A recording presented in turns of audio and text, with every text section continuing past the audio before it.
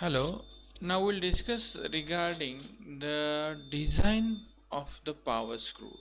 In the previous lectures, we had discussed regarding the force analysis for the square thread, force analysis for the power screw using trapezoidal or Acme thread, then the torque calculation, thread friction torque, total torque calculations, efficiency calculations that we have discussed.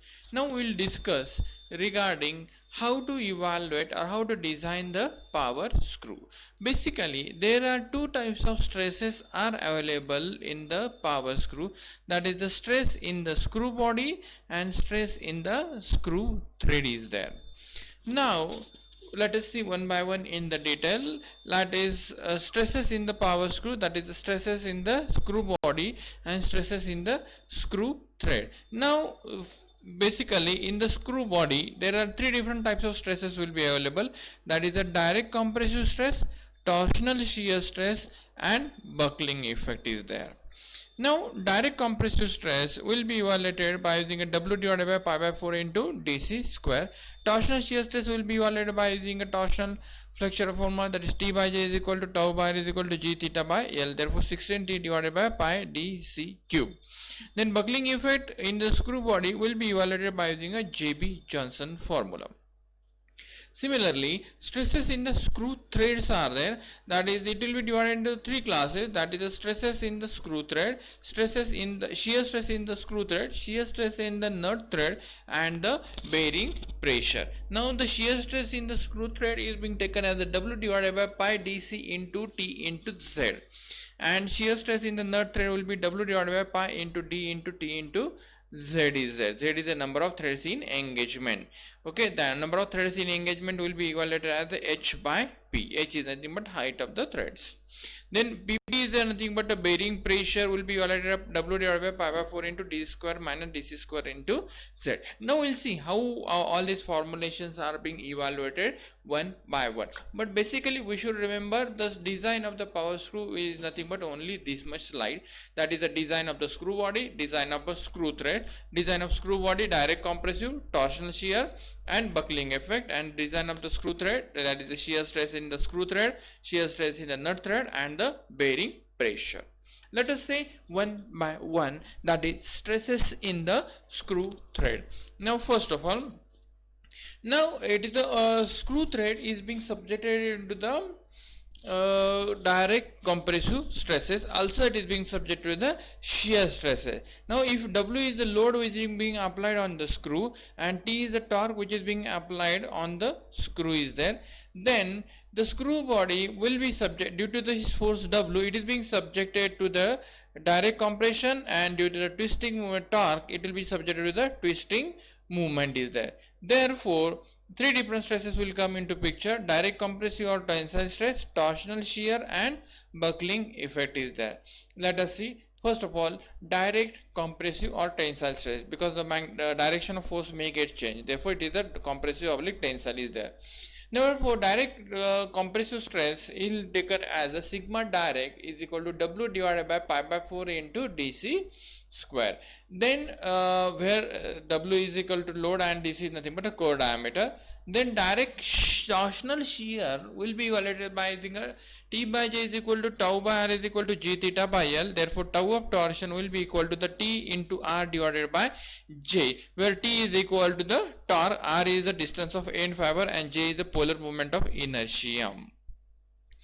Then this is nothing but a DC divided by 2, therefore J is equal to pi by 32 into DC raised to 4, therefore finally you will get a formula tau of torsion will be equal to 16T divided by pi DC cube. Okay, previously 16T divided by pi DC cube. Then now previous one is sigma direct is there, this will fall in the normal stress category, and tau of torsion which is being evaluated, it will fall in the second family of the stresses. These two stresses cannot be combined directly. For that we require theory of failure. Now we can use the maximum shear stress of theory of failure, which says that tau max is equal to under root of sigma by 2 square plus tau square. Therefore sigma direct is known to us. Okay, that is W divided by pi by 4 into dc square, and tau of torsion 16t divided by pi dc cube. Now therefore tau max will be evaluated by using a Mutter property, that is yield shear strength divided by factor of safety. This yield shear strength by using maximum shear stress theory will be taken as 0.5 of SYT. Therefore you will get a maximum shear stress. Then third class is nothing but a buckling of the screw. This buckling of the screw is being evaluated by using JB Johnson formula. Now generally all the screws are not going to get buckled. The screw which is vertical and subjected to the compressive load, only those cases we have to evaluate the buckling of the screw.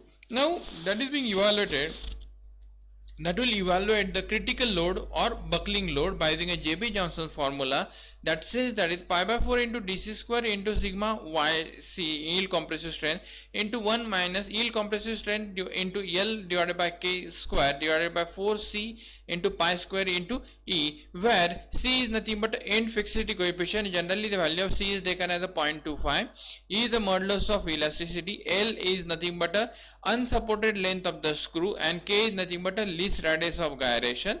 DC is nothing but a core diameter, and WCR is nothing but a critical load is there. From safety point of view, WCR should be greater than the W which is being applied. Then we can say the screw is safe in the buckling. Now this is nothing but a totally stresses in the screw body. Now we'll see that is the stresses in the screw thread. Now screw thread is basically subjected to the three different types of stresses, that is the direct shear stress in the screw thread, then direct shear stress in the nut thread, and bearing pressure. Let us see one by one.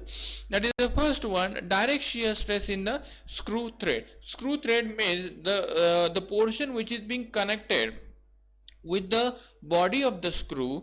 Will be subjected to the shearing failure. That portion will get sheared out. Therefore that portion is nothing but pi into dc. How the T is nothing but the thickness of the base of the root, that is equal to the P by 2.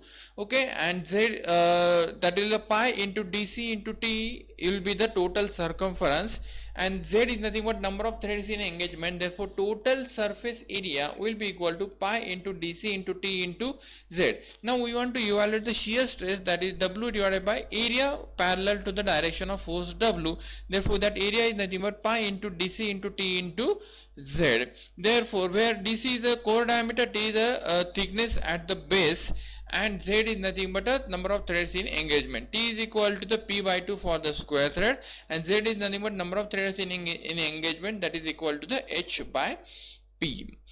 Then second one, that is the direct shear stress in the nut thread. Now it is the portion of the where it is being connected to the nut. Now that portion is nothing but a major diameter. Therefore the tau nut will be equal to W divided by pi into D into T into Z. See the difference. Previous one, it is the pi into dc into T into Z. Here it is the pi into D into T into Z. For shear stress in the screw thread, it is the pi dc T Z, and for shear stress in the nut thread, it will be equal to the pi into D into T into Z. Then the next one, bearing pressure, where the relative motions are available. Bearing pressure is nothing but a compressive stress. Now if as relative motion is available, therefore it will be subject to the bearing pressure, that will be evaluated by using a formula, that is Pb is equal to W divided by pi by 4 into D square minus dc square into Z, where Z is nothing but number of threads in engagement, H by P. H is the height of nut, and P is nothing but pitch of the thread is there. Now this is entirely regarding the number of threads in an engagement. Now actual concept that we'll discuss in the numericals. Thank you.